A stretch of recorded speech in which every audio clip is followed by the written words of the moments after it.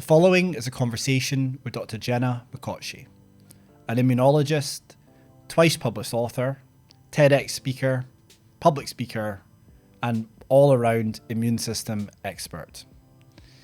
This one was a really good one. Jenna is a listener of the podcast, and we've been in communication for a long time about trying to make this happen. So it was an absolute pleasure and honour to have her in the studio today to talk about all things immune system, gut health, the microbiome, and even things like how do we improve the health of society more generally. Jenna truly is an expert. She's amazing at communicating and breaking down complicated concepts so that they're easy to understand for the listener. I learned an absolute ton over the course of this conversation, and I'm sure you will too. If you have an interest in the immune system, why you catch a cold, what you can do to maybe prevent you getting a cold, how to keep your immune system in top shape, how it changes as you age, just more generally, how to live a longer, healthier, happier life, you're going to get something out of today's conversation. Jenna's active on socials. We talk in the end about where you can reach her. I highly recommend you follow her and read her books, which I thought were absolutely excellent. This is Inside Matters. My name is Dr. James McElroy. I hope you enjoy it and you can take steps forward so that you can master your microbiome.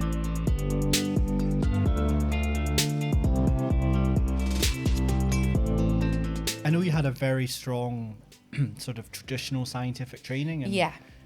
I guess I did as well. Yeah. And one of the things that always fascinates me looking back was 7 years of medical school, physiology degree, not one single mention of breath work. Yeah.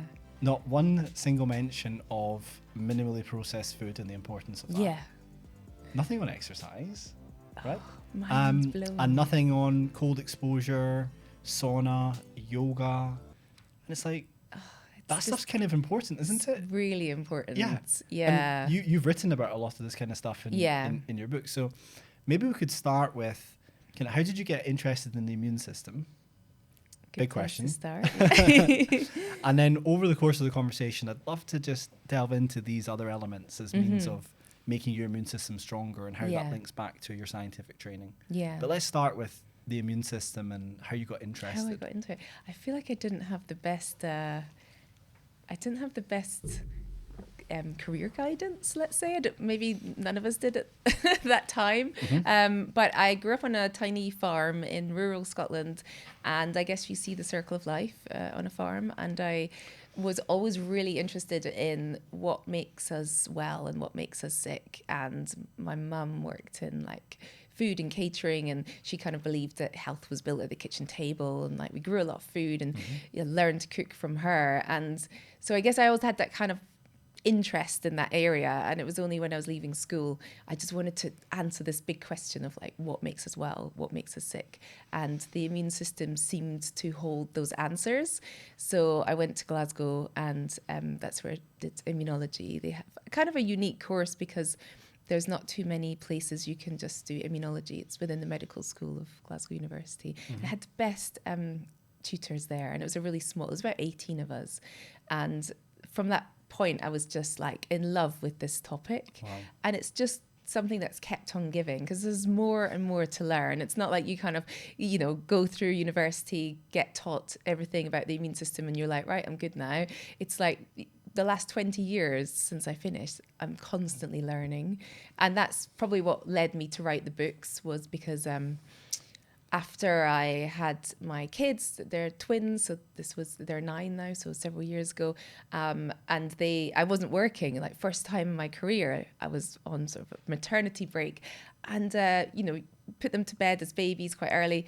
My husband was working long hours and commuting, and I just sit there with the scientific literature and just be like, right, what's happening? Who's publishing what? And I start making all these notes and just filling, huge Google Docs with notes on PubMed. And from that grew a book, just because your brain doesn't stop when you have kids. You still want to learn, and I still wanted to keep abreast of all the science. And so it was just those lonely evenings as my kids were asleep where I decided that this needed to go somewhere. And at the time, when you look at the books that were available on the immune system, they were so boring and outdated and so like, oh, I don't know, just felt like there was so much more that we could do with that area. Your writing's very accessible, and the listeners should definitely check out your Oh, books. thank you. So the first one was The Science of Staying Well. Yeah.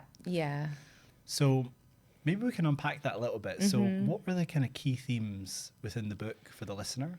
Yeah. Without spoiling it, of course, because we hope they go and buy it if they haven't read it already. Yeah.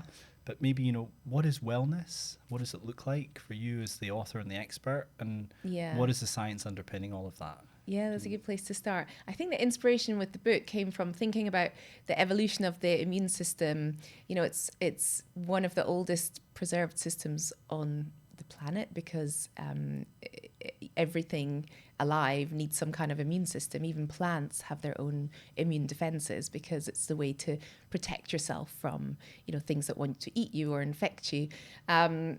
And a lot of our understanding of the immune system has come from thinking about it as a way to protect from infection. So we use a lot of like military language, like defense system, going out to battle. And that in one sense makes sense. And I think that was really relevant for many years. So immunology kind of grew out of microbiology, the study of microbes, when we started to understand that it wasn't just like miasma, which is sort of bad air, the things that they thought made you sick, when they started to discover that there was cells in the body, the white blood cells, that were actually responsible for fighting infections. So immunology grew out of that, and it was really important because, you know, not that long ago, we used to die from infections more than in the UK we do now.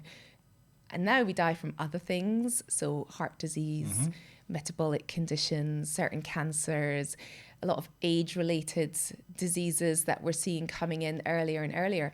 And my fascination was really that the immune system plays a really important role in these too, but we think about it as this infection protection system. And actually, we have to look at these non-communicable diseases that are not classically immune-related diseases, but we have to start thinking of them in terms of the immune system because it's sort of underpinning what's going wrong. Even things like certain mental health conditions, which again, we don't think about as being part of our immune system. But, you know, if you think about the last time you were unfortunate enough to get a fever, you know, you catch the flu and you feel low moods, you feel socially withdrawn, you change your appetite, you feel lethargic, you feel a lot of these things that are similar to somebody who's experiencing depression. And for a subset of people with depression, we know that inflammation, which is one of the immune system's weapons to fight infections, is actually raised in those people. And that can be for lots of reasons. So it's kind of like a low-grade version of what you feel when you have that fever and you have the flu. And we can then, there's trials giving people anti-inflammatory drugs, and they see an improvement in the depression. Wow. So I don't think we can say that that's for everyone with a mental health condition, but certainly a subset. And we call these sickness behaviors. So they're a sort of suite of behaviors that come from the inflammatory response. So there's a reason you feel them when you have the flu, because you don't want to spread your germs. You know, you want to withdraw from people. You want to be lethargic so that you're stuck on the sofa and you're not going to go and do your usual activities. They're protective. They're helping you get well as soon as possible. But when we have unwanted inflammation in the body, it's acting on the brain. There's receptors on the brain for that inflammation, and it's changing your mood and your behaviors in a similar way. It's kind of a misdirected response. It thinks that there's an infection. You know, you want to withdraw from the world.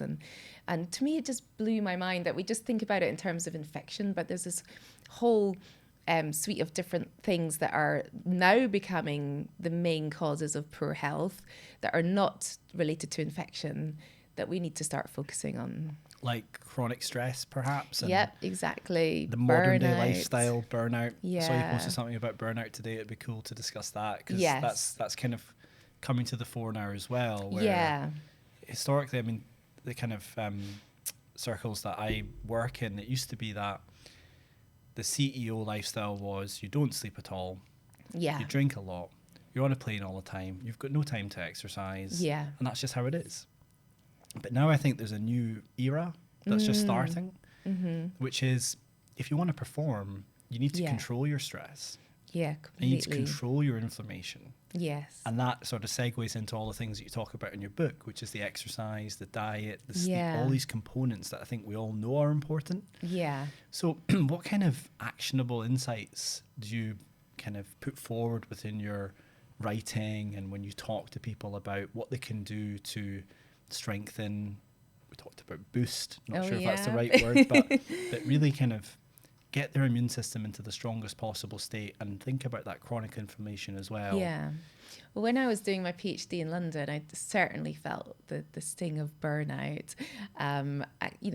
Frequent colds and just no energy, and all of those, like that cascade of symptoms where you're just not recovering. So stress isn't necessarily supposed to be a bad thing. It can be quite motivating. Yeah. If you feel a bit of stress about an event, it helps you prepare, it helps you get ready, it gives you a boost of motivation. But when that's not matched with adequate recovery, then it starts to have this kind of negative effect. It's like you're constantly on the accelerator and you're never pressing the brake. And I was sort of thinking, I have all this knowledge at my fingertips. Like, why am I not applying it to myself? And so I think that's when I started the journey of like, okay, what do I know? What have I learning about? And how can I apply it to myself? And it is all the pillars of things that we know. It's all the stuff, like you're saying, we don't get taught in medical school about. Or school. Yeah, or school. Yeah. And I think about this a lot with my own kids. We're teaching them to like sit at a desk all day. When I look at the school meals that they offer, it's like, and I'm sure we can get to the microbiome, but it's very important for children, that we set that up in the early days of their life. But I think it can feel overwhelming that we need to do everything perfectly, and also people want the fancy stuff. So it is really cool to go on a wellness retreat or do the ice bath and the sauna and everything, but it's not going to fix anything if you're not doing the little things every day. So the little practices that just take the pressure valve and help you manage that. And it's almost like collecting your own toolbox of things for you. I'm remembering that there's a huge mismatch between how the world is and the inputs that our immune system needs to function well. So I often think that sometimes we get to that stage where we're like, we just need to be doing more like stress relief, like more meditation. And it's always that sort of flagellating ourselves that we've not done enough. And it's actually like, maybe the world's just too much. Maybe we're not meant to be working such crazy hours, commuting, just the pressures across the board of our life. And so that self-compassion piece, I think, is really interesting. And there's a really beautiful study where they taught people different self-compassion techniques. So what does that mean? Sorry, the self-compassion. Yeah, there's a very unique definition. I'll probably butcher it if I try and describe it, but there's a definition of self-compassion, and it's like having a common sense of humanity, like, we're all in this together. It is really hard. Using sort of kind language to yourself, reminding yourself that you've given your best. And when people are taught to do this by professionals in the area, they, over a period of, I think it was 3 months, they found that they could lower levels of unwanted inflammation in the blood just by this self-compassion. Yeah, exactly. Wow. And that really, to me, is we've integrated the mind and body, but we don't think about it that way in terms of our kind of conventional approach. We separate the mind and body, but they're talking to each other all the time. And, your immune cells have receptors on the surface for the different neurotransmitters. And so there's the communication there. There's special immune cells in the brain that are helping to nurture that environment and make sure that cognitively and the physical health of the brain is there. And so there's that conversation going on all the time. So it's no wonder if we feel stressed that's going to have an impact on how our immune system's functioning. It all kind of weaves back to our evolution, like our bodies could we go there a little bit? So how? Yeah. Maybe how did it all start about? How did the immune system become what it is? Yeah. Probably a massive topic. But the essence of it. Yeah, I guess, I mean, it dates back millions of years because, like, as I said earlier, we need to have an immune system to survive. So from the earliest living things on the planet would have had a need for these immune defenses. And so it's been conserved throughout evolution for a really long time.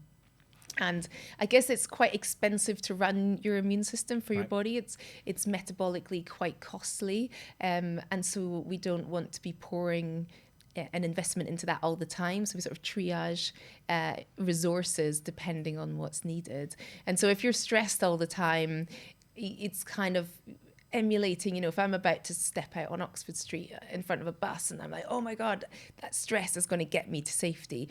It's going to suddenly give me a jolt of energy into my blood. It's going to give me that sharp focus that I need to get out of the way to safety. It's not going to be like, oh, we still need to work on that head cold that you have. It's going to be like, immune system, not necessary right now. Let's focus on the immediate things. And I think when we're stressed all the time, it's going to say to the immune system, no, that's not the priority. The priority is like that sort of burning need to get to safety that never quite comes because it's like, your job, your career, the treadmill of life.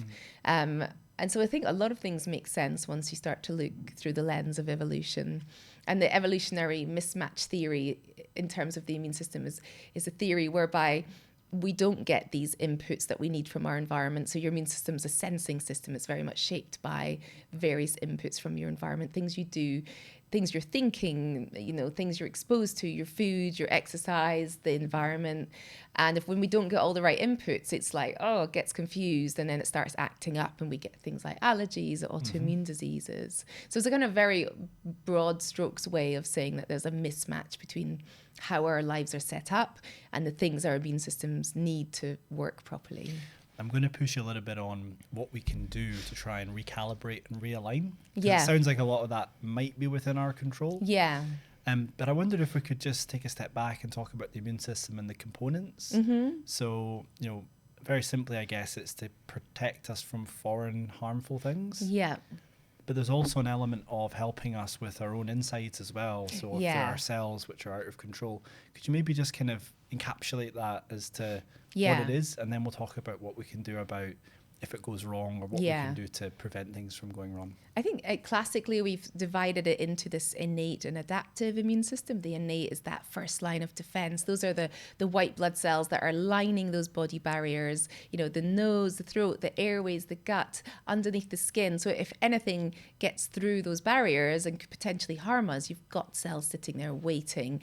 They've got little receptors on the surface that are looking for patterns of damage or danger that they can react immediately, raise that red flag and deal with the problem. And then you've got the adaptive immune system, which is a little bit more specific. And this is circulating around in your blood and lymphatics, in and out your lymph nodes, performing a bit of a surveillance function, looking out for things untoward. And that's the system that takes a little bit longer to get up and running. So it can take 5 days to get an adaptive immune response going. So sometimes, if you fall sick, you've got to give your immune system a little bit of time. Yeah, which none of us have. We want, get the symptoms fixed now. I always say time and rest are sort of the two things that we need to give our immune system first when we get sick. Nobody wants to hear that. Nobody wants to hear run to the pharmacy. We want the pill. I know. Buy all the stuff. And, I'm also guilty. Yeah, we all do it. Totally guilty. Yeah. And so there's so many different cell types and subtypes within the innate and the adaptive immune system, and then you have all the different organs, the thymus, the bone marrow, the spleen, the lymph nodes. And we tend to, historically, we've studied the immune system in terms of every different cell and its function. And I think now we're moving towards a more systems approach where we're like, okay, we know what they all do individually. Now we have to look at them holistically. And I think that's what's been missing. And now we're sort of moving towards that space. So while it's useful to understand all the different components, I think we also have to understand that they're not working in isolation. They're working all together. And when it's working really well, how does that kind of look and feel for a particular person? And then we can talk about when it's not working Yeah. well. Yeah. I think the first thing to say is that it's normal to get a couple of minor illnesses a year. Like, we live in a world full of germs. Do you know what I mean? They've always been here. They were here before us. And they're always trying to look for a way in. They're opportunistic. They want to infect us because we have these warm bodies with lots of nutrients where they can replicate and then, sneeze onto the next person. And so if you have any contact with other humans, I think it's normal that now and again, one or two viruses, get past the net. But it's thinking about the frequency of infections, how long it takes you to recover. If you have a sort of normal pattern, it's not like, you catch a cold and end up with pneumonia, like looking for red flags where things might not be right. And I think that's more useful than thinking I just need to be invincible. Or when you get a cold, you're like, oh, I've got a rubbish immune system. It's like, well, no, it's doing its job. It's just, there's a lot, you're constantly being inundated with germs. So most of the time it's doing pretty well. One or two might get through. And it's kind of normal, I think, for adults to get about 4 or 5 infections a year. More for kids because, public health and hygiene with kids is a work in progress, reminding them to wash their hands and not like shove things in their mouth that they shouldn't. So, and also their immune systems are still developing, so they don't have the same exposure that adults have. That's good to know that, 4 or 5 a year might be normal for some people, because I don't know what other podcasts you follow. I'm not going to mention names, but there's a couple of podcasts that are like, well, if you do your breathing exercises every day and you do your cold plunge and you do your sauna every day, you just will never get sick. And you've got people saying, well, I've not been sick in 3 years on podcasts saying that. And that doesn't really sound correct, does it? I know. I think, well, maybe think about the exposure piece as well. It's not just about your immune system. It's about what you're exposed to. So we're sitting here in London. If you go walk down the street and you go on the tube and you obviously have to touch things, that's a huge exposure. Whereas, if I go to visit my parents in rural Scotland, I barely see a soul for a week. There's less germs that I'm exposed to. So that's an important factor. So the people that haven't been sick for 3 years, and, they may not have the same exposure as somebody who lives in the middle of a city, has kids in nursery, that kind of thing. Yeah, I mean, the London Underground, I think, is the most microbially diverse part of the world. Amazing. Genuinely, I think there are actually more microorganisms there because it's warm all year round. Yeah. It's damp, and if you think about the influx and kind of outgoings of people just every day from all over the world, it's a melting pot. Yeah. So if you take the tube regularly, and if you have children who are mixing with lots of other children, they're kind of also typically carrying one or two things because your immune system's developing. Yeah. But, so people get really frustrated when they've got a cold. They do, yeah. And they beat themselves up. Exactly. So I think what you're saying is it's normal to have a couple every year.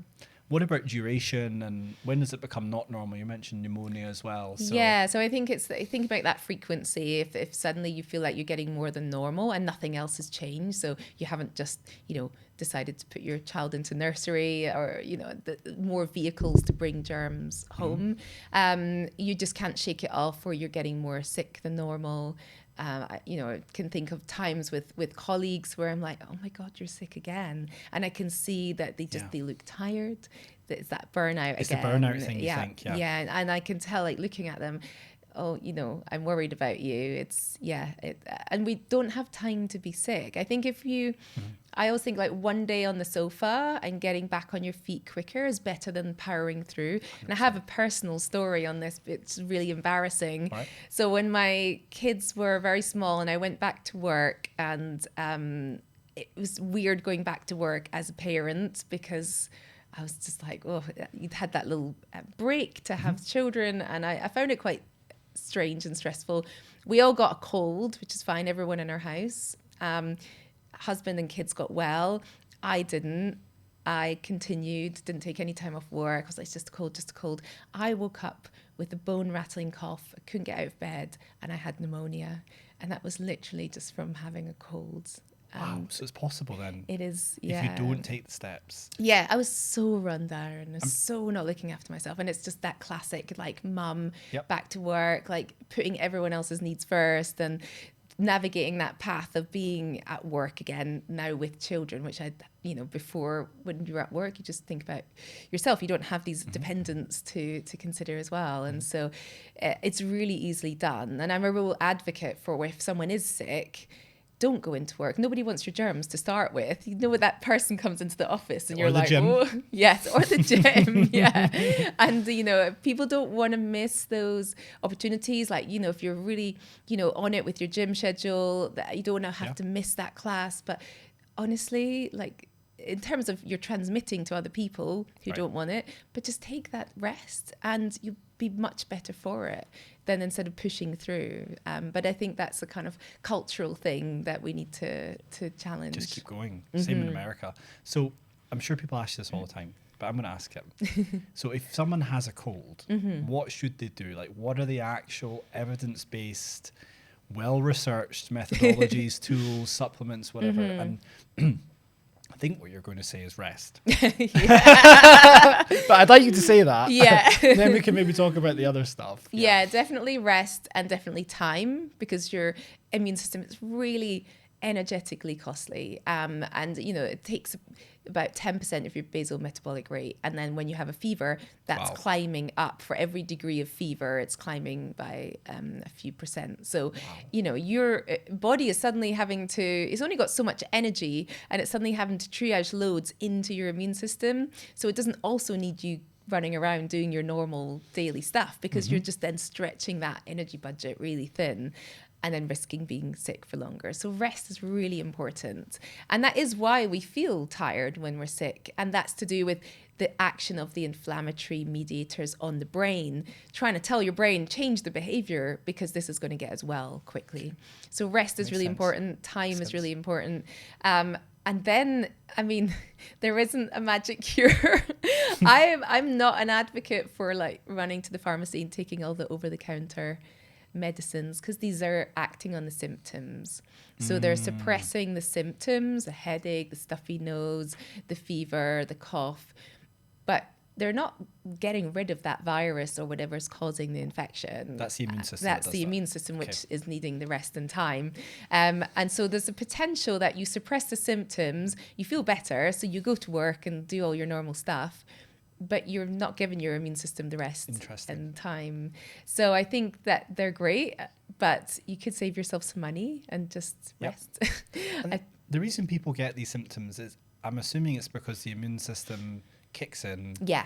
The virus is there. Yeah. And cells start migrating. That kind of, we talked about the army, but yes, all those sort of innate cells and more specialized cells start to kick in at different points. Yeah. Is that why? Yeah, so you speaking? breathe in the virus to your lungs. If we take that as an example, your innate immune cells that are lining the airways are like, oh, wait a minute, there's something going on. That virus is replicating. They usually have a really quick replication time, but your immune system is calling in more backup cells to try and do the job. And it's, basically just trying to fight off, make that environment really hostile for the germ, which has a bit of collateral for how you feel, which is, okay, if it's for a day or two, that's fine, because your body can recover. So you just kind of have to take that collateral as part of the immune system doing its job. Okay, that makes sense. But I guess we don't like feeling uncomfortable and. No, absolutely not. I tell this to my husband all the time, but he'll still run to the pharmacy and take all the things. You just spent 20 quid and he knows better. I guess, I'm probably guilty for that as well. I'm a busy person. Yeah, for sure. Symptoms. No, I need them fixed as soon as possible. And there's a whole myriad, an almost infinite number of potential cures. Yes, yeah. Ranging from, if I think back to when my granny was alive, putting Vicks on your feet and putting socks on top of your Vicks in your feet. There's lots of things about feet and socks. So is there any scientific backing for that? I haven't come across anything to do with things with your feet and socks. I mean, it might still be out there. There might be some obscure paper that I just haven't read yet. And I like to keep an open mind. But there is a little bit of evidence that we know that obviously we talked about how the immune system is really energy intensive. So when it is working hard, it does need more energy and it needs more resources. So things like vitamin C and zinc are the two kind of classic immune supporting micronutrients, and we start using these in greater amounts when we are fighting off an infection. So there's some evidence that if you start taking these upon onset of symptoms, you might be able to cut your illness shorter by a little bit, but it's quite small, particularly if you are someone who's really busy or an athlete or someone who trains a lot, because you just might be needing a bit more. Do you recommend supplements for people more generally? And if so, what are they? If you're doing the rest and the time, if you've got those ticked, then, if you want to throw things at it, then I zinc lozenges is a good one to keep in the cupboard. Vitamin C, if you've got a good diet, I don't think you need to take it every day. But again, at the onset of symptoms, I think there's lots of interesting stuff coming up with different functional mushrooms and the immune system. And these might be working on lots of different levels. So we've got culinary mushrooms, like things like your white button mushrooms, but then there's what we call sort of functional mushrooms, which are edible and you can certainly cook with them, but they also have these additional compounds, which many of them seem to be what we call immune modulating. So they seem to work by helping the immune system do its job, but stopping it sort of going a bit too far with that inflammatory response. So it is really, really interesting. And I think there's something in this that we haven't fully explored yet. So that's an area, that's something that I would consider would be the mushrooms. Watch the space then for mushroom research. And are these coming to the fore in terms of potential drugs, or is it more of like a dietary supplement, nutraceutical type thing? It's more nutraceuticals, but there are clinical trials, and particularly in the cancer field, there's lots of clinical trials looking at these as a way to sort of modulate how chemotherapies are working and how people are responding to chemo and some of the side effects. So really, really interesting to look at. So things like reishi mushroom is a great one.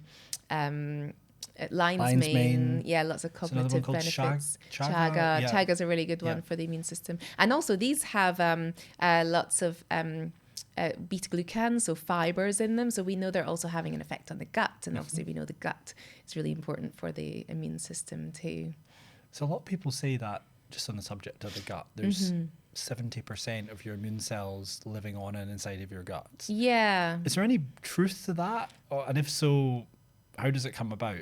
Yeah, I think that has come around from sort of estimates. I have actually looked for the original source of that and I haven't been able to find it. But I mean, we do know that there's a huge number of white blood cells lining everything from your mouth to your other end.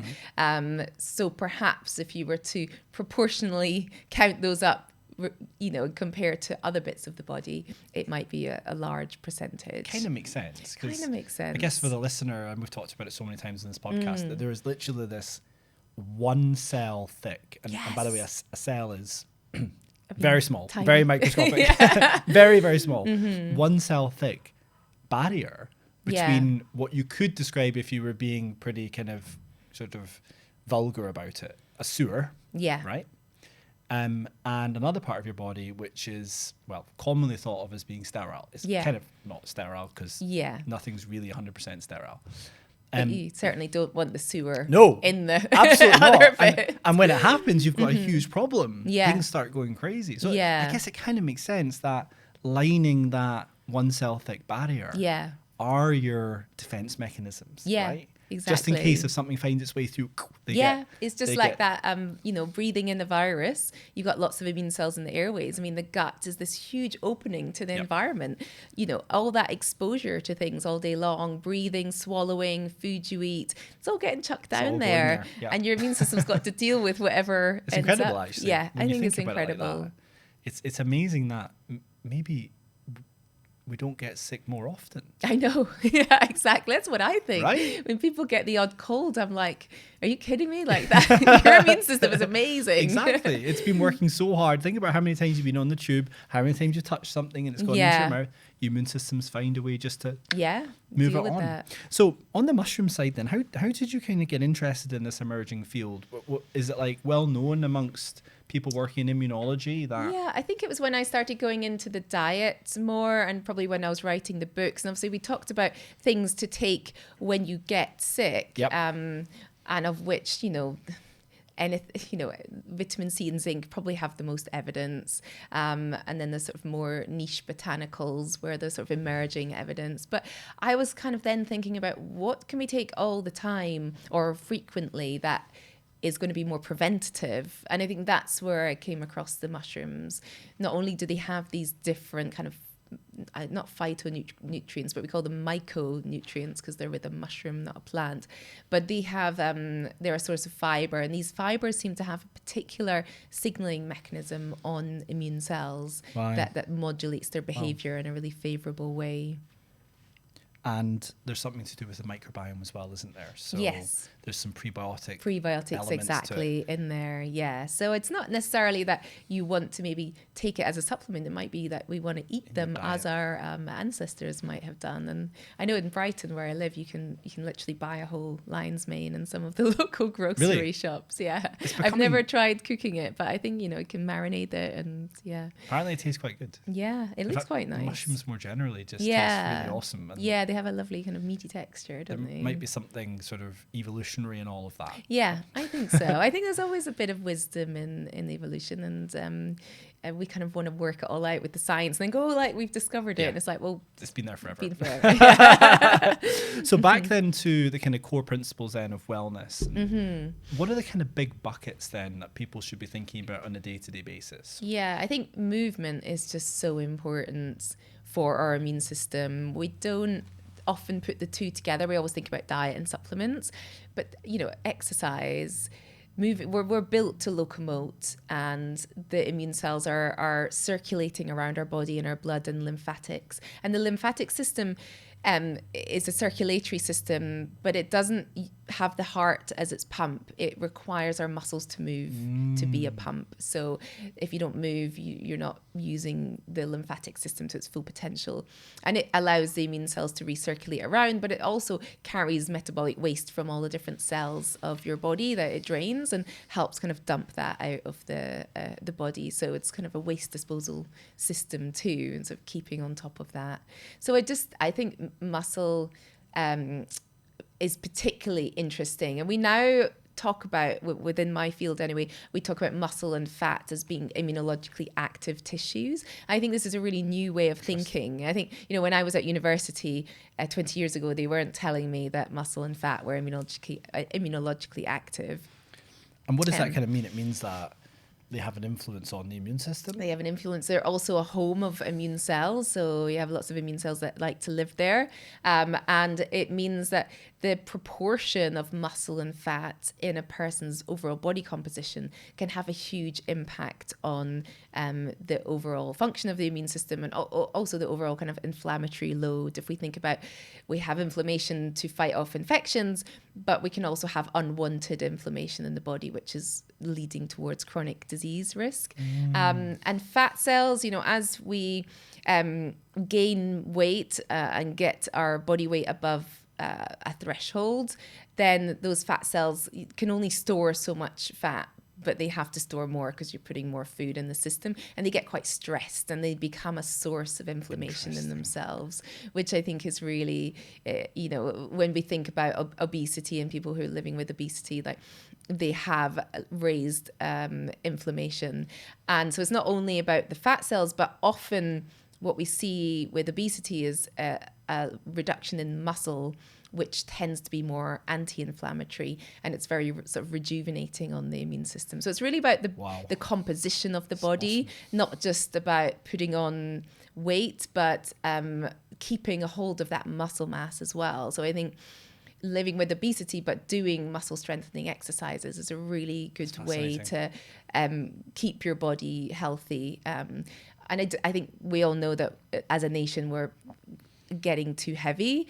Our lives are getting more sedentary, and this is starting younger and younger. I think it used to be like middle age was when there was a real kind of shift and body composition would start to change. But now, I mean, particularly, I think COVID seemed to be a bit of a threshold with children. And that's very concerning, isn't it? I think so. I think it's much harder to turn that tide. I mean, any adult who's tried to lose weight will say how hard it is. So hard. But when you have a child who's not had so many years on the planet, that's much harder to change that trajectory unless you have a lot of support and intervention very early. Can I just bring us back to something you said, which I think is fascinating, which was when fat cells expand, they get a little bit stressed. Yeah. And I think what we're talking about is when people gain weight, people might think that there's just tons of new fat cells appearing. Yeah. But actually, I think what you're saying is they just get bigger. Yeah. They're like balloons that you just blow up and blow up and blow up. So yeah, exactly. There's almost like a threshold of the number of fat cells. I think some people are better at making new fat cells, and so their bodies kind of deal with being fatter better. Interesting. And for other people, Wow. there's the storage is full, and you're trying to keep putting stuff in there, and it's a source of cellular stress. And our immune system is not only designed to detect viral, bacterial infections, those kind of things, but it has receptors for what we call damage associated molecular patterns. So cellular damage or cells that are stressed, it can detect that, and that to an immune cell is a reason to become inflammatory. Something's gone wrong. We need inflammation. We need to call in more backup. We need to try and deal with this situation. But actually, because there isn't a way to resolve that quickly, it then becomes a sort of global problem for the body. Because the immune system, I guess, and this is a concept I've heard you speaking about before, is kind of spring cleans and sort stuff out if it's not really working properly. So if a cell's a little bit damaged, it's probably better it's gone rather than sticking around. Yeah, exactly. And what you're saying is, well, if there's loads of cells that are getting stretched and damaged, then the immune system's going, I need to go there, and that's a stress on the body, right? And that has knock-on impacts and so on. I just think that's absolutely fascinating.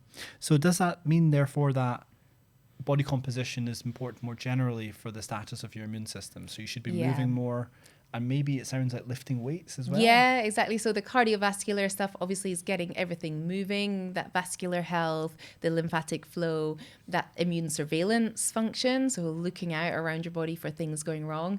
And then you have the muscle strengthening, and we just know how important that is as we get older. Like, it's really hard to hang on to your muscle. My poor 95-year-old grandfather still lived on his own in Scotland, and he was up on his roof cleaning his chimney at 95 years old, and he fell off onto a flat roof of a garage. Somehow didn't manage to break a bone, but then he was really badly injured, went into hospital. Within weeks he couldn't walk.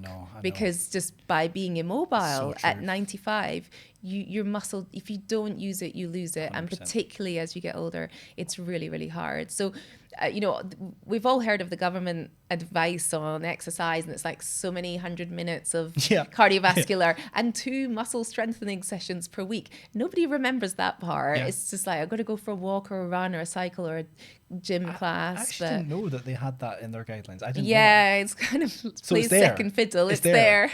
Wow. Okay. And also I think muscle strengthening exercise for a lot of people is a bit vague, and if you've never been to a gym or never done kind of classic exercise per se, it's a bit like, well, what does that mean? Where do you start? And if you're 55 and never set foot in a gym before, it's really intimidating. And so it's challenging. And I think if we go back to people like my grandfather, like, he would just have been active in a way that he was putting resistance on his muscles, in a way that we've on the farm. The farm. He's sort of we've engineered that out of our lives. So not only do we not really need to walk, but we don't really need to pick heavy stuff up either. Well, we can order our food on our phone and it arrives, and all we have to do is sit up and just go to the door. That's it. Exactly. It's incredible. I mean, it's amazing that we've managed to create a world where it's possible to do that. I think that's quite incredible. Versus what it was back in the day, if I can call it that, where we had to just run around for hours and hours to find something to eat. It's amazing. Exactly. However, the flip is, what it does mean is that probably on a day-to-day basis, we're doing way less than we were. Exactly. You have to work really hard to bring it in. And this is something I've heard you speak about as well, which is that the world around us, the world we've created, is maybe having an adverse effect on our bodies. For sure. And we need to work hard to prevent the world around us from having that negative impact. So movement. Yeah. And I think one thing that I'm really passionate about is thinking about the whole entire life course.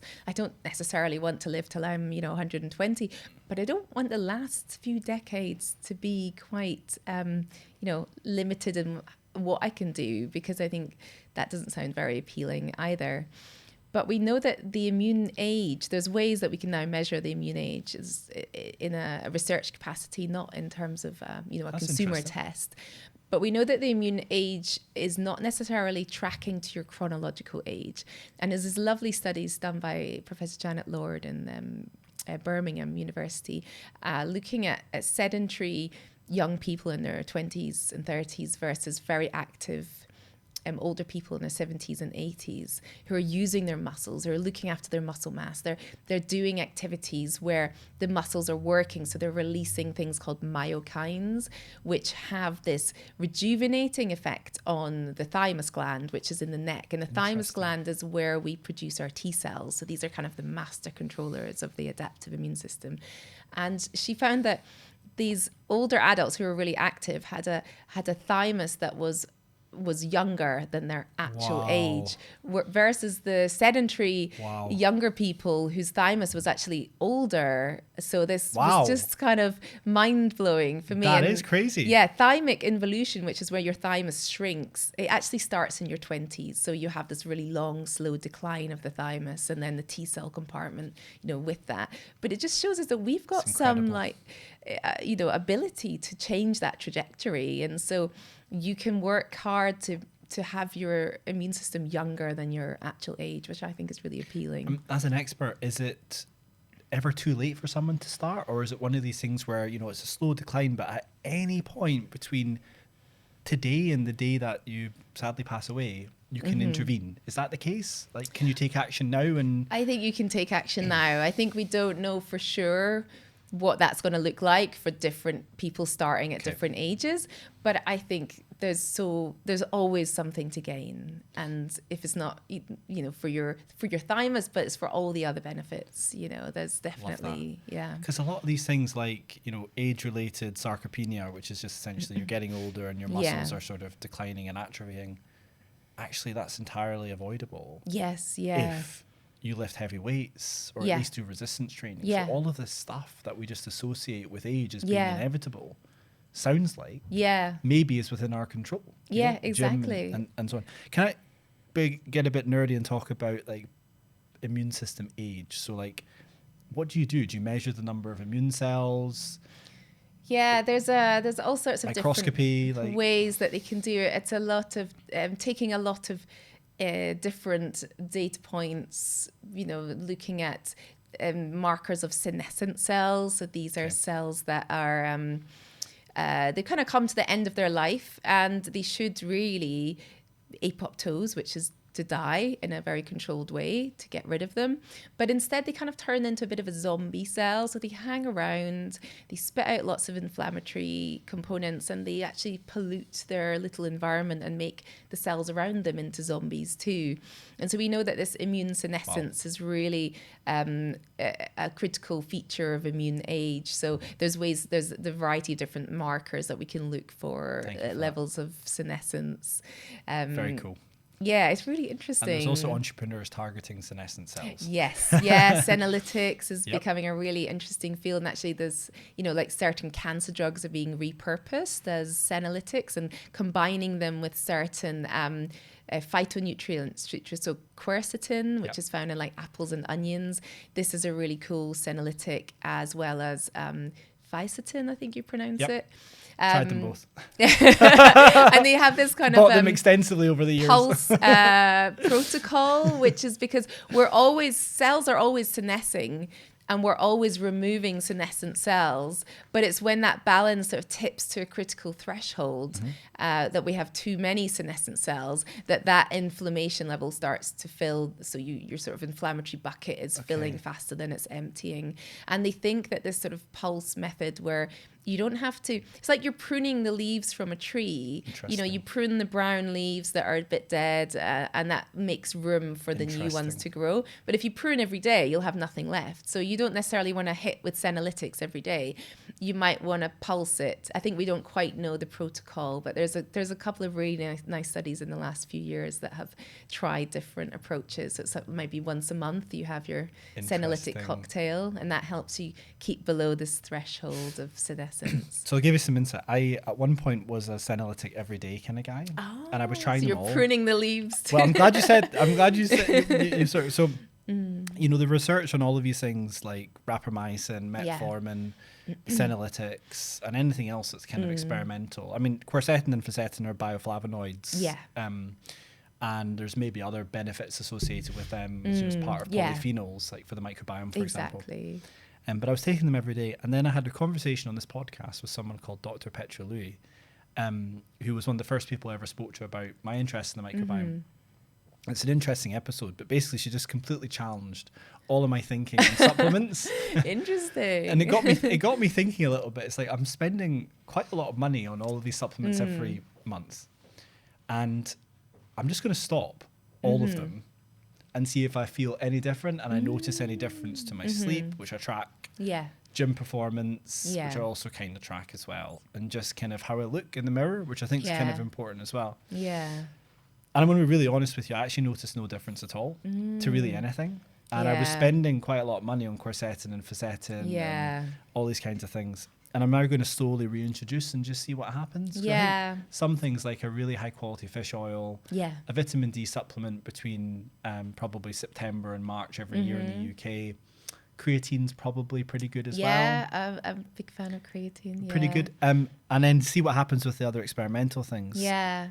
But to bring it back to what you were saying, it sounds like maybe you shouldn't take these things every day. Yeah, yeah. There's definitely these kind of hit and run protocols that are being fascinating. That are being evaluated. I'd have to look up the studies to know the sort of doses and timings they go with. But I think, you know, essentially they're kind of stabbing in the dark, trying to figure out how to translate this into something that humans can do. So I don't think we have an idea yet, but hopefully that's not long, you know, before it's like, okay, you pulsing your quercetin this many times a year, and that becomes a help staple. You. Yeah, that's exactly. Cool. Which I think is cool. The field is really evolving. Yeah, it's not going to be that long, I'm sure. So why don't we talk about one of the other pillars that you talk about, which is sleep. So how important is sleep for your immune system? Yeah, well, I mean, if you spoke to me when I got pneumonia, I would have said that sleep was the most important pillar upon which everything else was built, because I was just particularly struggling with sleep at that point. And I think combination of having young children, but also the mental load. I would wake up in the middle of the night, just like bang awake, buzzing, thinking about everything I had to do, and couldn't go back to sleep. So was sleeping really, really badly.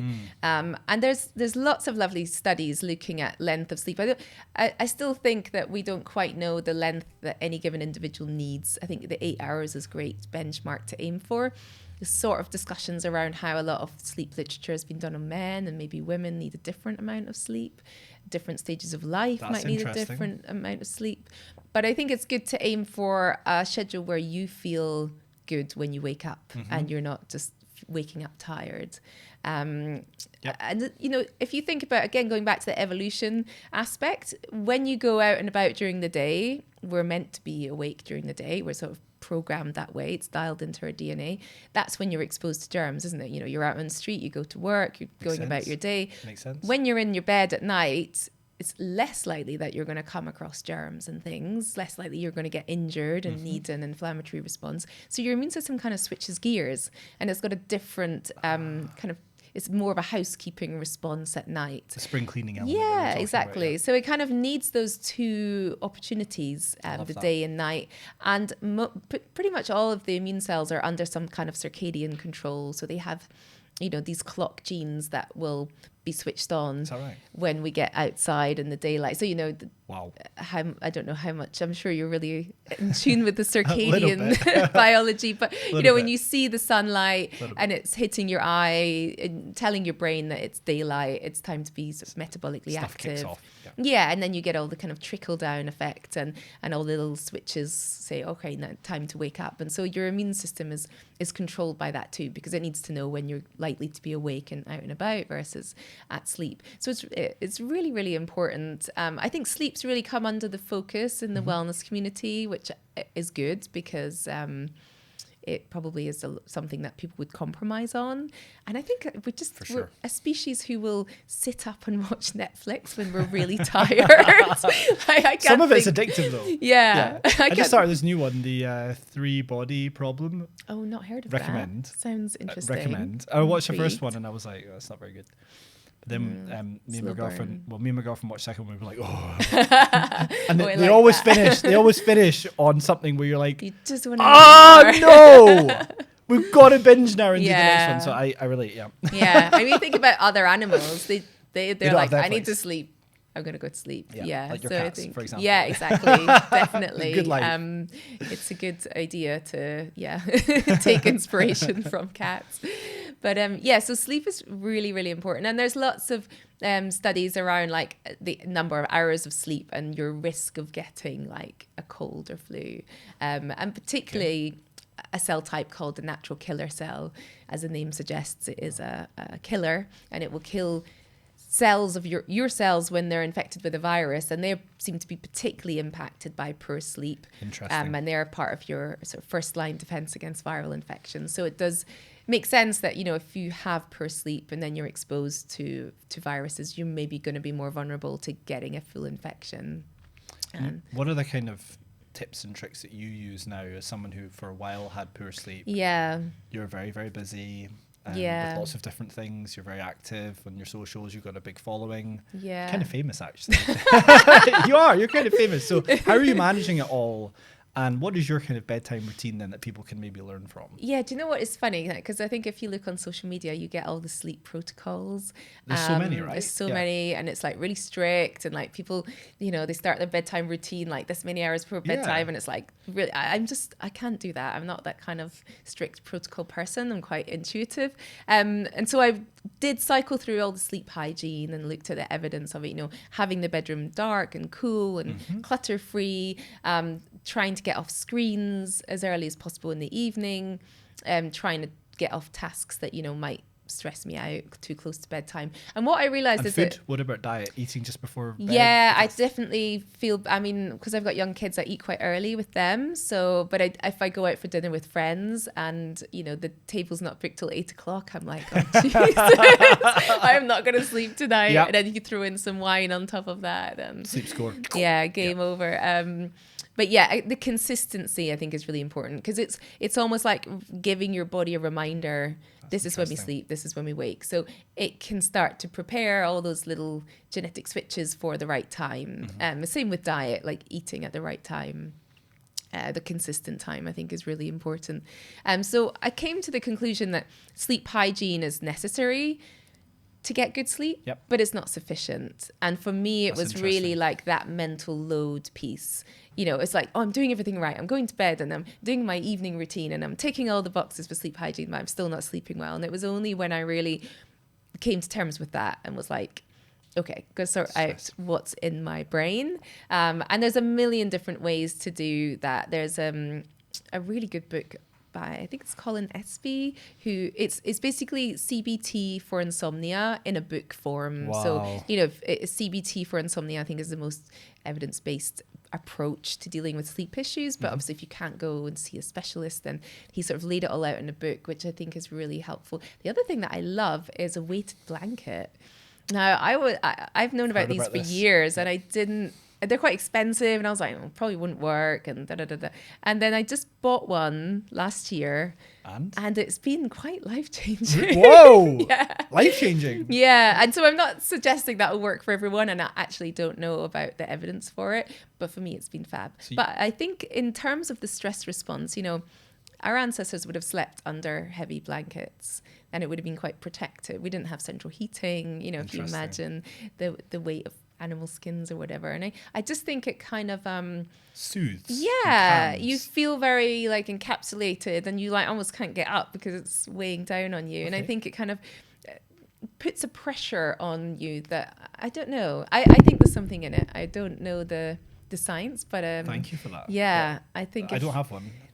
it's kind of, and it looks quite nice. Just looks like a blanket, even though it's really heavy to pick up. So how heavy are we talking? It's like presses I on your think skin. it's about 10 kilos. This one, you get That's different pretty weights. heavy. That's really heavy for a blanket. For a That's blanket. serious.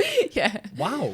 yeah. Okay, and you can just buy it off the internet. Yeah. I think I saw an advert for one in the sale, and that was what prompted me, because they tend to be a Fascinating. bit pricey. Yeah. I've definitely heard people talking about it. I've tried most things as well.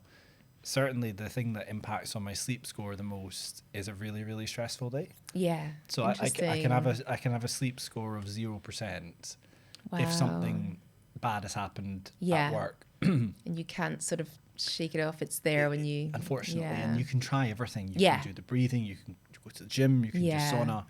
But if something's really on your mind, it's going to linger there for a while. Yeah. And some people are just amazing at going, you know, the problem will still be there tomorrow. Yeah. I'm out. But I also think Yeah. a little bit like if your subconscious mind is really going, Yeah. it's trying to work through the problem, and you just have to be at peace with that for a while. Exactly. Yeah. It's finding that way out, isn't it? A massage really helps. Yeah. Like a deep tissue massage, I find really, really helps. Just Yeah. switch off. I'm not giving you all my sleep tips. But that could also be like the pressure, you Just about know? to say. So maybe the just about to say, weighted blanket is. maybe it's the same kind of thing that's going Yeah. on.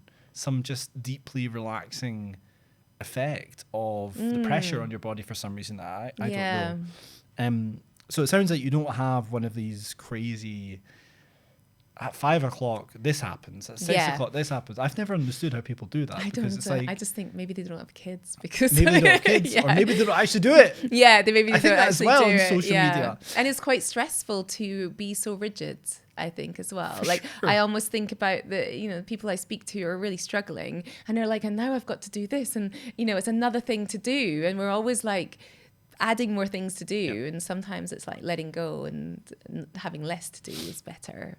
That's one of the take homes from today's conversation for me, which I think is really good. So I would like to talk about social media. I also would like to talk about children and how to kind of do your best to make sure they've got the best chance of having a strong immune system.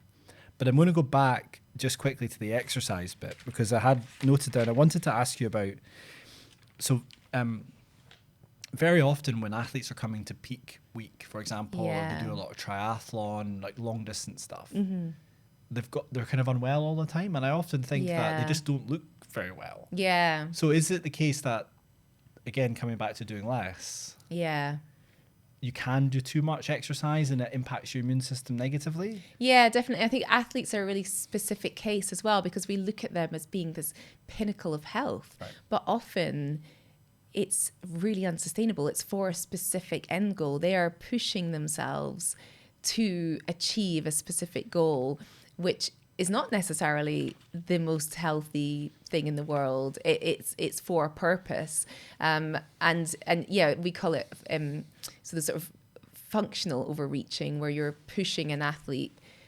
beyond their constraints to get them to adapt, and then at a certain point that becomes non-functional overreaching, and that's because exercise is a stress, is a massive hit of cortisol, and you need the recovery time and the resource and the right nutrients and enough energy in the system.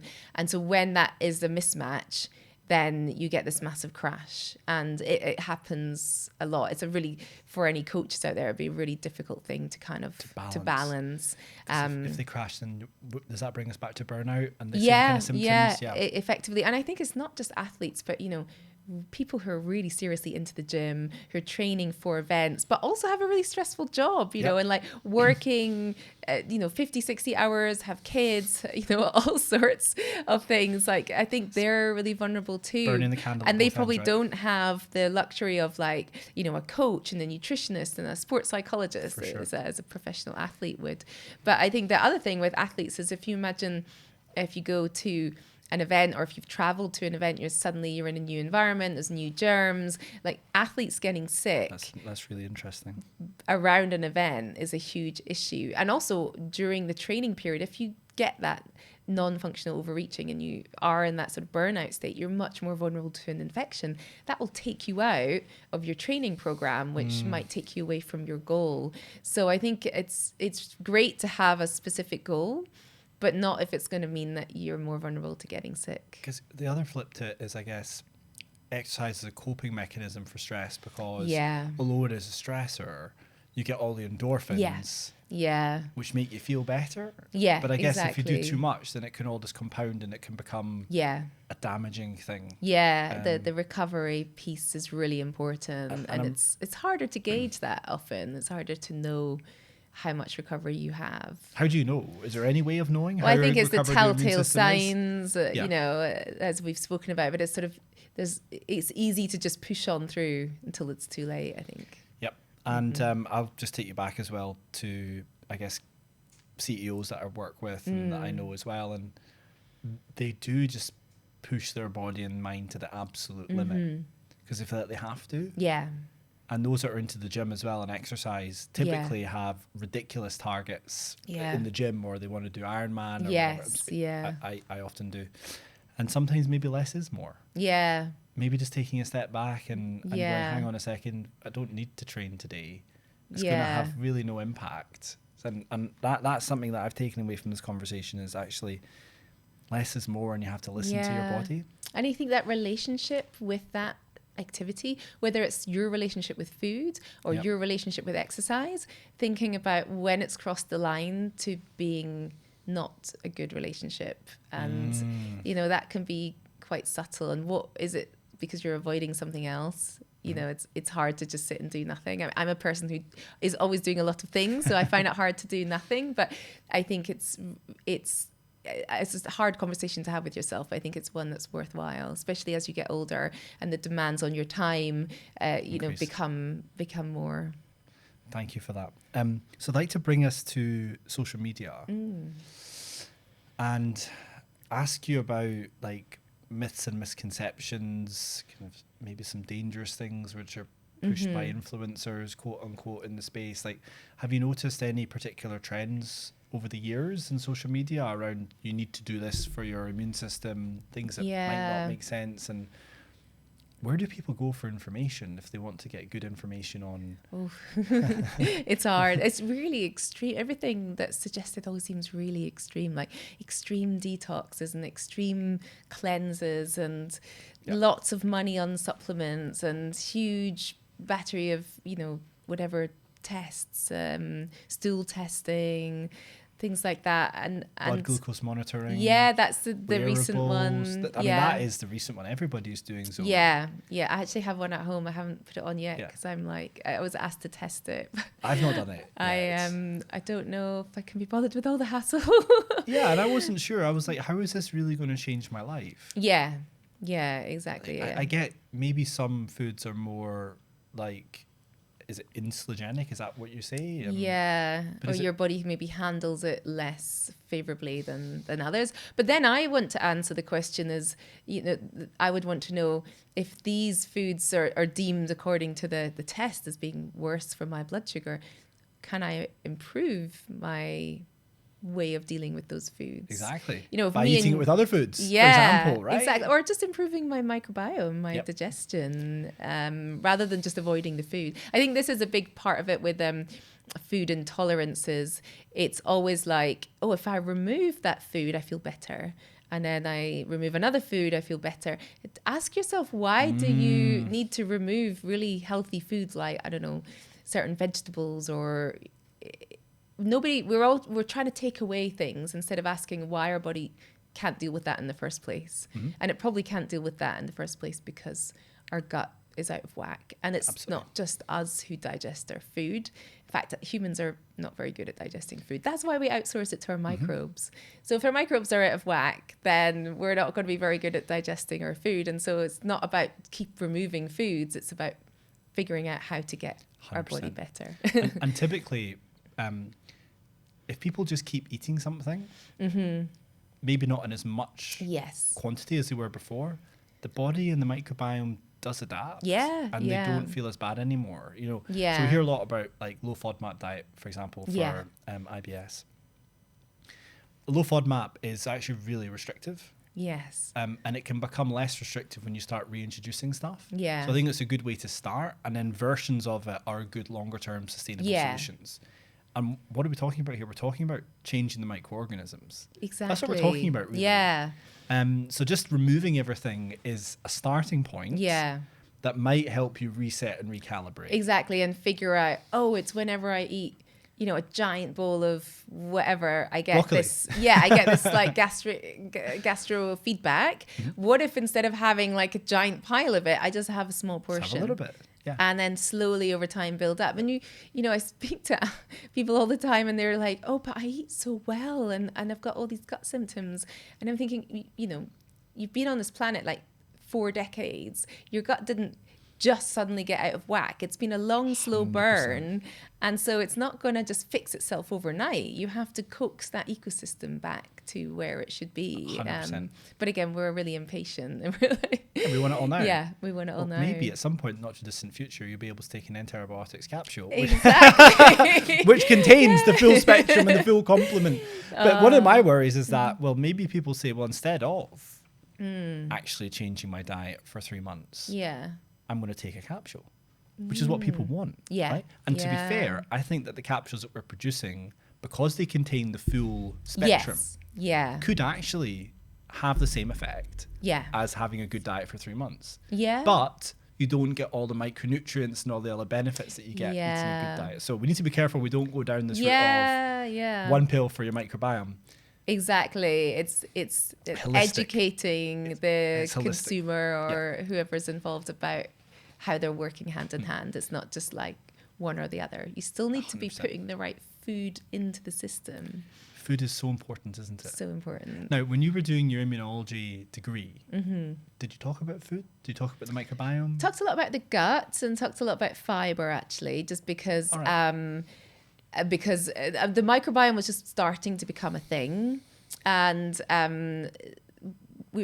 I went to work in Switzerland for a while, and we were looking at the role of short-chain fatty acids, which is these things that are metabolites of fiber being broken down, and how butyrate, which is one of these short-chain fatty acids, there's a receptor for butyrate on certain immune cells, so it's having a functional effect on their behavior. And it's really important for the regulating side of our immune system, so dampening down that sort of unwanted inflammatory response. And it's also really important for the gut barrier. So we spoke about this in the beginning, this really long, thin, 1-cell thick tube, and we're chucking all this stuff in it all day long. And this barrier is so critical. So important. And if the barrier, it's a dynamic thing, but if the barrier does get a bit leaky, bits of the stuff inside the gut is able to leak into the body. And those bits of stuff are going to be an alarm bell to your immune system going, oh my God, there's stuff in here that shouldn't be here. Get the inflammation going, and raising up inflammation. And actually, each time we eat, we get a transient postprandial inflammatory response. Is that right? You're like, oh no. What? Never eating again. No. Genuinely. But if you're healthy, it's fine. It's like that collateral that your body has a buffer and a capacity to deal with. One question, sorry, because my mind's going crazy now. So, you know how in Zoe they measure your blood glucose? Are some foods more immunogenic than others? Like, do some foods produce like a greater immune system response? Now, presumably, if it's got a load of Campylobacter in it, then your immune system goes crazy. But, like, are there any other properties other than the presence of microorganisms that might sort of kick it off? I think it's possible. I think all the bits of microorganisms and other stuff that's in our food, there could be microplastics, which we know can really release an inflammatory response, from the plastic, bit of the food supply chain. So it can be anything. Yeah, it can be anything. And maybe it's not a bad thing actually for your immune system to kind of get that. Yeah, well, it's kind of baked into the design. Like the gut barrier has to become transiently more leaky to help with the absorption of nutrients. Of course. And so you have this kind of collateral. Of course. But I think the problem is that this is happening all the time and we're not giving the body what it needs to repair the barrier. So butyrate is really, really important as a fuel source for those barrier cells. So if we're not eating enough fiber and we don't have the right microbes to produce the butyrate, then we haven't got that kind of barrier repair. And also if we're eating all the time, there's never a break for your gut barrier. And I think that's something that is we started looking into when I was in Switzerland. And, we've kind of moved from I'm not saying 3 meals a day is the best way to eat, because I think that is a kind of construct in itself. But we've kind of moved towards a kind of grazing culture. We're just eating all the 100%. time, and we've really pathologized ever feeling hungry. Like, it's like you can't go out the house without 10 snacks, and then you're at the bus stop and there's things telling you that you need another snack, or, you know, we're constantly eating. So, you know, the gut's constantly working. Needs a break. And it needs a break. And I think that's an area of science that I would love to see really evolved and fleshed out, because I'm not sure we quite understand. There's the migrating motor complex, which we know takes our foods through, migrates down the digestive tract, and that's also controlled by the circadian rhythm. So eating meals at the same time, you know, you get hungry around 1 o'clock because you always have lunch at 1 o'clock. Your body's like, oh, it's going to switch on digestion now because I'm about to eat, because we always eat at this time, and then it's ready to receive the food. And if you actually prepare your own food, you're smelling it, you're touching it, it's like Pavlov's dogs. It's, you know, you haven't just walked into Pret and grabbed a sandwich and stuffed it in your mouth. I think there's something really in the preparation of food as being quite an important part of the digestive experience. Making food, chewing it properly, the smell, you know, if you're just preparing a meal and the room becomes filled with the smell of food and the sort of sensory experience, I think sets off your digestive processes, and that's making your body ready to receive the food. You're going to be better able to digest it properly, because it's kind of, you're giving yourself the right setting for it. But when we're grazing all the time, or barely eating chewing, eating too quickly, definitely guilty of that one. Me too. I eat standing up in the office, and everyone's like, I need to stop. It's really hard. I think we also get into habits, don't we? And all of these things I say because I try and apply them to myself, and I'm definitely not perfect, but I almost try and bring people along with me on, like, let's advocate for each other, let's try our best to implement these things, because I really think they matter, and they matter when we do them consistently over time. But it isn't hard. It isn't easy to do it in and on the leaky gut side, then, like, for a long time people just didn't believe leaky gut was actually a real thing. I know, yeah. It was one of these sort of things that only naturopaths would talk about. Yeah. However, now I'm seeing it appear more and more in what I'll call mainstream medicine. Yeah. So based on the work that you've looked at and the work that you've done, are you convinced that it's a real thing? And if so, what can we do about it? Yeah, it's definitely a real thing. I think it has been sort of hijacked by that community that the conventional scientists look at as being a bit more pseudoscience. Right. But I think you can't. I mean, you just have to look in the literature, and there's really strong links with this and autoimmune diseases as well, which I think is just fascinating. What can we do about it? I think there's certain foods that cause a greater degree of permeability in the gut, saturated fat. So that's something that we're sort of told anyway at public health level to reduce. Fructose, which, you know, you think of your high fructose corn syrups, which are added to lots of processed foods. Glucose, fructose syrups. Yeah, so they're quite harsh on the gut. And then just not having enough fiber, because that's the raw materials to produce the short chain fatty acids, which are going to help sort of seal the gut up. And having the right microbes to deal with the fiber as well. It's, you know, if you're not eating a lot of fiber and then tomorrow you massively up your fiber by 20 grams, you're going to get a bit of feedback there. That's the other thing, right? It's about that kind of gradual improvement. You know, improving your microbiome and your gut health isn't something that you can do in one day. Because as you mentioned at the start, it's the sum of everything that's ever happened to you up until now. Yeah, exactly. Which brings me on to kids, and you'll be surprised at the time, by the way, we've been going for like over 1 hour and 20 minutes now. Oh, really? Yeah, you just go into a time warp when you're on a podcast. I want to talk about children and their immune systems and their diets, and then we can wrap up. There's still a million things I wanted to discuss, but I'm just mindful of the time. Yeah. This has been a fascinating conversation, by the way, so thank you. So for people out there who are parents, there's tons of conflicting information about, you know, diet and allergies, and this is what you should be feeding your children, this is what you shouldn't. I guess at the end of the day, they'll eat what they want to eat in many respects. Yeah. But what kind of advice do you have for parents around children? Because I guess certainly from the microbiome perspective, the early years are actually really Yeah. important.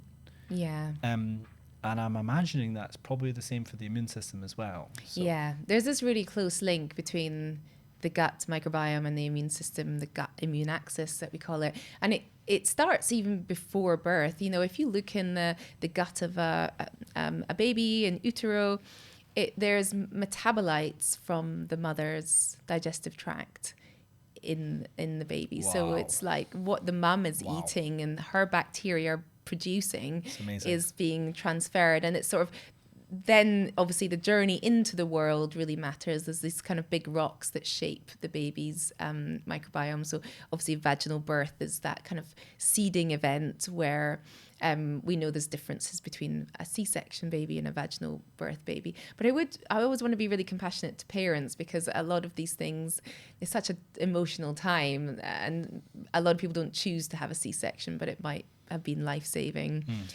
And so I always tell people to think about it. This is sort of done at an epidemiological level. So if you take a whole population of babies, the ones born by C-section might show a trend towards a different microbiome than those born vaginally. It doesn't mean that your child has this, trajectory of ill health ahead of them. That's a really good point. But the next one is breastfeeding, which I think now there seems to be evidence that has more of an influence than route of birth, because breast milk contains these particular sugars that for a long time they were thinking that they're not really for the baby, but they're actually for the microbes. The oligosaccharides. The HMOs, the human milk oligosaccharides. So they're a beautiful fertilizer for this new infant gut, which is all kind of fresh and new. And, we're relatively sterile as we come out into the world, compared to, if you look in the guts of you or I, we've got about maybe 2 kilos of bacteria in there and all sorts of other stuff, whereas a baby, it's brand new and it's suddenly in this germy world. And so the milk, these oligosaccharides in the breast milk are the fertilizer to, you've got a brand new garden, you want to put the right fertilizer on so you get the right things to grow and create the right ecosystem and not have all the weeds and stuff you don't want. Beautiful analogy. Yeah, Beautiful so I analogy. kind of think it's really, really important. And actually the baby's microbiome is not very diverse. We always talk about diversity as being this kind of metric of a healthy microbiome, and that's how it's meant to be. It's only after the first couple of years that diversity starts to come about. So I think, things like antibiotics in the early years as well are quite important in having an impact on shaping this. But as for parents, it's a lot of that's out of your control. You can do the best you can.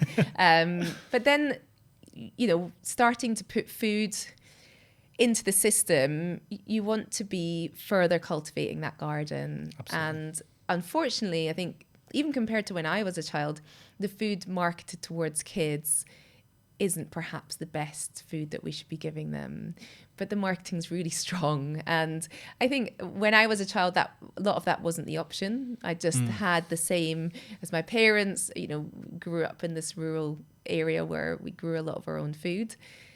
How rural were you, by the way? Just off tangent. I mean, there was a village like a couple of miles away. Awesome. That's cool.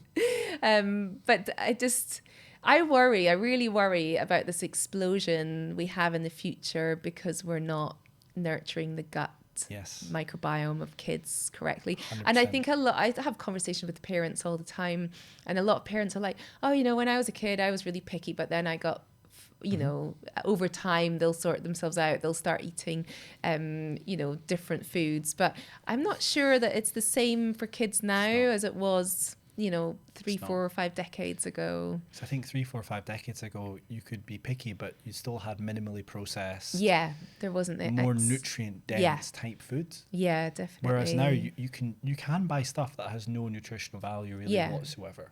Exactly. Which is pretty scary. It's really scary. And if that's what children are being brought up on, that's not the best way to start your life. Yeah. And you get used to these foods. Yeah. And if you're looking at the back of a packet of something and the ingredients list is like a page long. Yeah. That's probably not a good thing. No, exactly. That's probably bad. I think the combination of all these different additives to give it the mouthfeel and the Yep. taste and the shelf life. We don't actually quite know the impact of that. There's a little bit of emerging evidence of that might not be the best for our microbiome. 100%. But then you've got, people my age who are like, they're doing Zoe, they're buying all the probiotics, whatever, because they've got all these gut issues. And I'm like, but your child is like an opportunity to not give them the same gut issues a few years down the line. And we're not very good at those slow burn effects, are we? We kind of don't think about a few decades down the line that's going to be a problem. Because it's too far in the future that it's hard to make changes. And I'm really sympathetic to parents, because as a parent myself, there's the whole like social aspect, like my kids are the ones with the weird foods, and I'm like, it's not weird. Your that kids. Should be normal. No, that's normal. Yeah. And I'm like, when did the world become that this is weird? Just because, exactly. and also as a working parent, it's a lot of effort to prepare everything. And I do it because I'm me, and I've decided to take that route. Good but for you. I do know that it's hard. It's really hard. So especially if, I'm obviously coming from a place where I'm informed. But if you have no idea, if no one's ever mentioned that your kid's microbiome might be really critical for their future health, you're not going to have the same kind of information to make those decisions about what they eat. Sorry to cut you off. I guess there's the cost element as well now. Yeah. I bought a packet of organic blueberries and raspberries before I came here to eat tomorrow before I got on the plane. Yeah.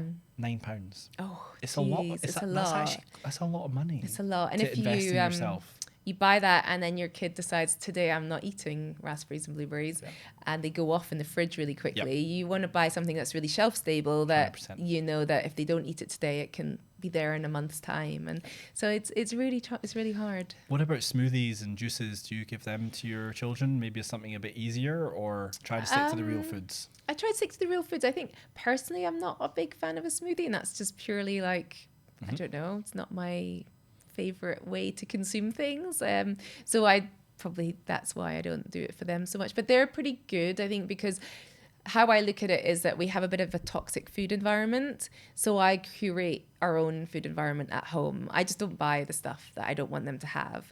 They go to birthday parties, they knock themselves out on the Haribo. It's fine. I mean, I'm not going to hyper. Yeah, exactly. I'm not going to stand there and be like, you're not having that at a birthday party, because it's not all the time. And I think that's the thing.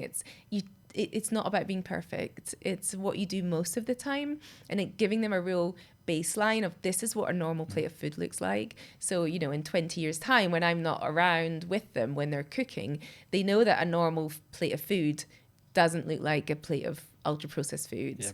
And so they've had that kind of blueprint to work from, and so I'm kind of hoping that works out, but we'll report back in a few years.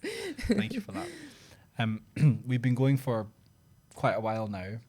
I wondered if maybe we could finish up by you telling the listeners where they can follow you, and where's the best platform essentially if they want to ask you a question, that kind of thing. Yeah, well, I'm most active on Instagram. It's just my name. I have tried other social media platforms, but one is enough, really. But it's been a real honor and a pleasure to grow that community. It's just sort of happened organically. It's been the sandbox for my mind. I test out ideas and share research that I'm reading, and I love to see how people respond, and it's a really lovely community.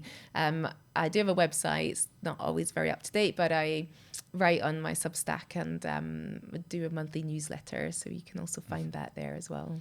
And you've written 2 books. The second one was The Blueprint for a Strong Immunity, which is more kind of the practical stuff, and a bit of the psychology, because I always think that health is not just immunology, it's the psychology, it's the application of it.